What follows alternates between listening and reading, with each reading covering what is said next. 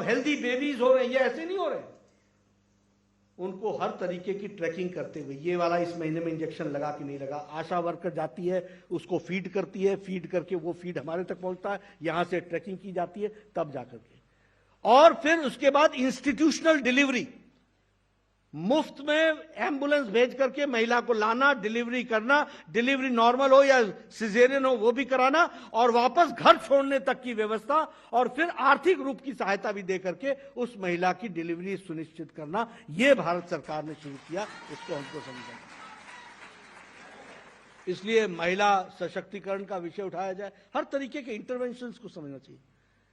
अभी किसान की बात करते हैं, कभी किसी ने किसान की बात सोची कि किसान को भी उसकी मिट्टी कैसी है इसके बारे में जानकारी दी जाए? सॉइल हेल्थ कार्ड्स, आज 28 करोड़ से ज्यादा सॉइल हेल्थ कार्ड्स डिस्ट्रीब्यूट हो चुके हैं। आप देखिए हमारा किसान कितना सशक्तिकरण, उसको सशक्त हो चुका है। कैसे किया गया होगा?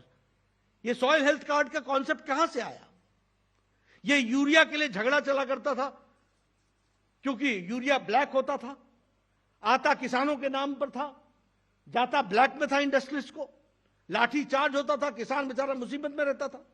मोदी जी के एक इंटरवेंशन से, एक सूझ से, नीम कोटेड यूरिया, अब वो यूरिया और किसी काम आ ही नहीं सकता, वो सिर्फ खेत में ही लगेगा। ये नीम कोटेड यूरिया करके उन्होंने देश को परिवर्तन किया।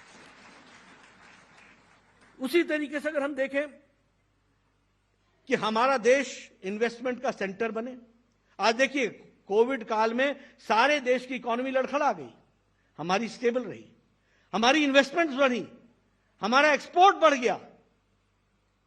ये कैसे हुआ?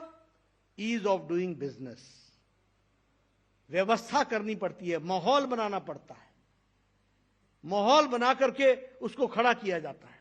उस माहौल को पहले उन्होंने गुजरात में बनाया और अब देश में उन्होंने बनाया है। इसको हम सब लोगों को ध्यान में रखना चाहिए और इसको हमको ध्यान में रख करके इस बात, मुझे लगता है कि यह पुस्तक इन सारी बारीकियों को समझने के लिए यह बहुत बड़ा सर्विस कर रही है, क्योंकि उन्होंने जो कला, जो उनके पास जीवन में उन्होंने सीखा, वो उन्होंने अपने में समेट के नहीं रख लिया है।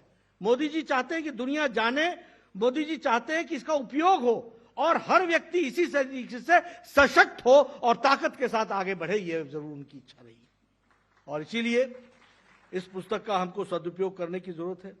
अगर हम बात करें कि पॉलिसीज की, तो आप देखिए जीवन ज्योति बीमा योजना से लेकर के ईपीएफओ तक हर तरीके से डिजिटलाइज करते हुए लोगों को स्टैब्लिश करना, ये एक बहुत बड़ी खास बात रही है हमारे प्रोग्राम्स की। मैं आयुष्मान भारत से लेकर के मानधन योजना, यानी किसान को पेंशन लग जाए, एक गरीब व्यक्ति को 60 वर्ष के बाद पेंशन लग जाए और पेंशन लेने के लिए उसको किसी दफ्तर में न जाना पड़े, सीधे उसके अकाउंट में ट्रांसफर हो जाए, ये डिजिटल दुनिया को करने का काम आदरणीय प्रधानमंत्री जी के नेतृत्व में हुआ है। उसी तरीके से प्रधानमंत्री आवास योजना, उज्ज्वला योजना, सौभाग्य योजना, किसान सम्मान निधि, हमारा जनधन योजना, ये सब डिजिटली करके दिया है।